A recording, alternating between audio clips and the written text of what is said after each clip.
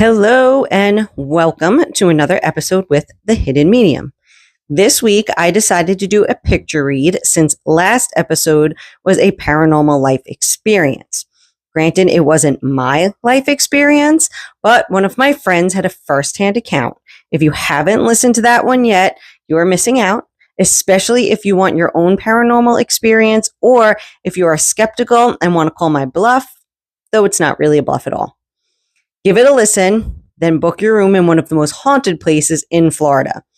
Don't forget to like, subscribe, and share this episode across all medias to help my channel grow because I greatly appreciate it. One last thing to add before we dive into today's episode is you can now go check out my Etsy shop. The Hidden Medium shop is now up and running on Etsy. I'll be adding more products, so be sure to favorite the shop so you can get notified when they post up.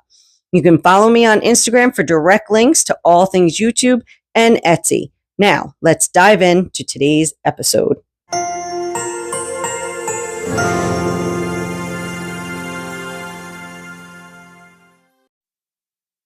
Can dogs see colorful spirits? A dog's paranormal sighting down the hallway. I'm going to describe the picture for those of you that are only listening. Perhaps you're driving, be safe. A dog is staring intently at an empty spot in a sunlit hallway. The dog's fixed gaze suggests it senses something unseen.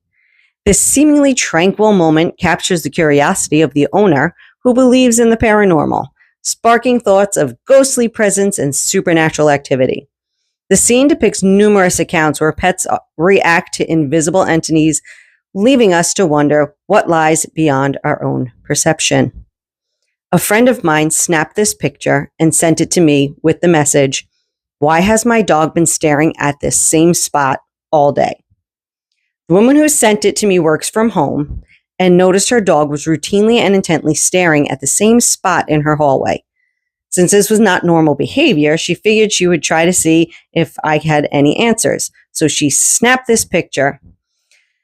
I was scheduled to be at her house to work with her daughter, so I figured I would just wait until then to give a reading. Now, is there a ghost in this house? As I arrived at the house, I got myself set up. I am a massage therapist by trade, so I have to set up a massage table for my clients. I glanced again at the picture. I got nothing, but it might have been because my mind was too preoccupied with the treatment protocol I was about to administer. So, Mom and Dad took the dog for a walk and I began working on the daughter. It only took about 5 minutes into the session and messages just started flooding into my mind. I saw a young boy. He was about 8 to 10 years old. He was standing right where the dog had been staring. Now, let me clarify that when children manifest, they are very fast movers. And for more on that, you can check out Can Dogs Be Haunted? I will link it at the end of this video. This young man was standing very still. This told me that he is simply showing himself as a child, but most likely lived to an old age. I repeatedly got the initials JD, and the child wanted me to check the screen on the open laptop. So when Mom and Dad came home from their dog walk, I explained what messages I had gotten. The woman does genealogy and had been researching a child earlier that day. She explained, I know exactly what you are talking about. Thomas K. something or other. I don't fully remember the name. I do remember that the initials were not the same, and it was not the boy she was searching for. I asked her to bring up the screens that she had open. She brought up the death records page that she was working with earlier that day. She pointed to the child's name she was referring to earlier. See, he died when he was 8 years old. I explained to her that I believe the boy grew to be a man. Then I looked at the name just above the one she was referring to. I said, "That's it. His name is Jack. This is your spirit. He grew up to be a man, but why he's in your living room, I have no idea." She replied, "I'll look into her further and see what we come up with."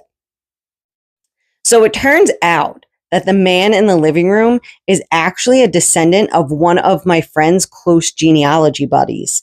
She has a group of ladies that she meets with via Zoom every Monday.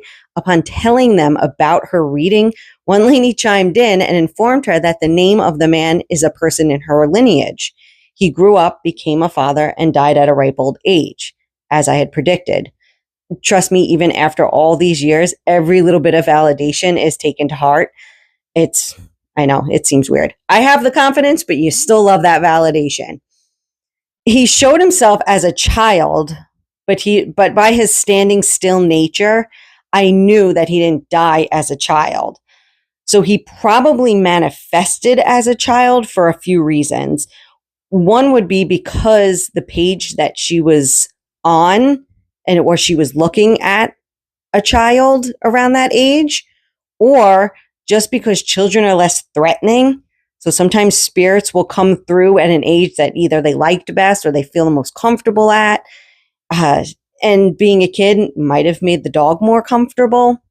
So that might have been why. What was the purpose behind the visit? I'm not quite sure. Maybe the relative needed validation. Maybe she needed to be reassured she was on the right path in her research. Maybe he just wanted to be noticed.